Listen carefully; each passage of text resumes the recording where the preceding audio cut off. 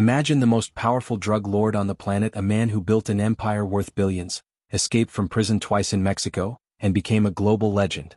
Now picture him locked in a concrete box smaller than most bathrooms, alone for 23 or 24 hours a day with almost no human contact.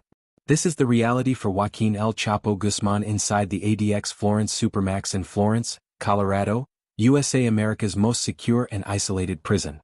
After his dramatic extradition from Mexico in 2017 and conviction in 2019 on charges including drug trafficking, money laundering, and murder conspiracy, El Chapo was sentenced to life in prison plus 30 years. The U.S. government made sure there would be no third escape. They sent him to the one place designed to break even the most dangerous and cunning criminals, ADX Florence. Built in the 1990s after deadly prison riots and murders, ADX Florence, often called the Alcatraz of the Rockies, is a supermax facility where inmates are kept in near total solitary confinement. Cells are roughly 7 by 12 feet, made almost entirely of poured concrete. Furniture is built into the walls to prevent it from being used as a weapon. A tiny 4-inch wide window offers a sliver of sky, but no real view of the outside world. El Chapo spends almost every waking moment inside this box.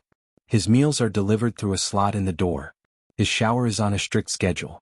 When he is allowed outside, usually for 1 hour a day, a few times a week he is shackled and taken to a small, enclosed concrete recreation area that feels more like a pit than a yard. He can see the sky but nothing else. No other inmates. No real exercise equipment. Just isolation. The prison uses special administrative measures, SAMs, on high-profile inmates like El Chapo. These rules severely limit communication. He can write letters but they are heavily monitored. He can watch TV but the channels are restricted and everything is recorded.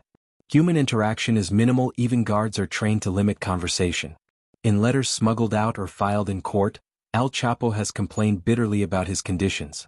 He has described headaches, severe isolation, sleep deprivation, and what he calls psychological torture.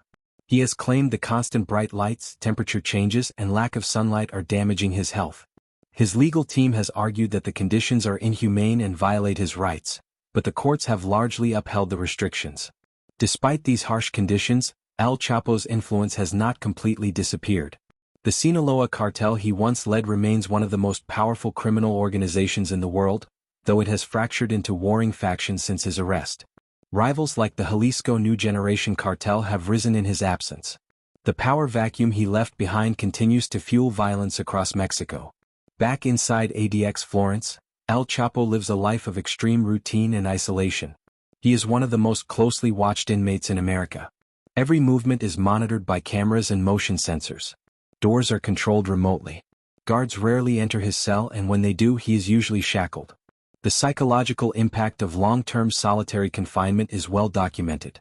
Many inmates at ADX suffer from severe depression, anxiety, hallucinations, and other mental health issues. El Chapo, once the flashy and larger-than-life figure who partied with celebrities and lived like a king, now spends his days in silence, writing letters to his family and dreaming of a return to Mexico, something that seems increasingly unlikely. His two dramatic escapes from Mexican prisons, one in a laundry cart in 2001 and another through a mile-long tunnel in 2015, are legendary. But those days are over. ADX Florence was specifically designed so that no one escapes. No one has ever broken out. For El Chapo, the man who once controlled an empire that stretched from the mountains of Mexico to the streets of American cities, the final chapter is being written in a concrete cell in the mountains of Colorado. A life of power, luxury, and fear has been reduced to 23 hours a day in a box. This is how the world's most infamous drug lord is treated in prison. This is life inside the ADX Florence Supermax, Florence, Colorado, USA.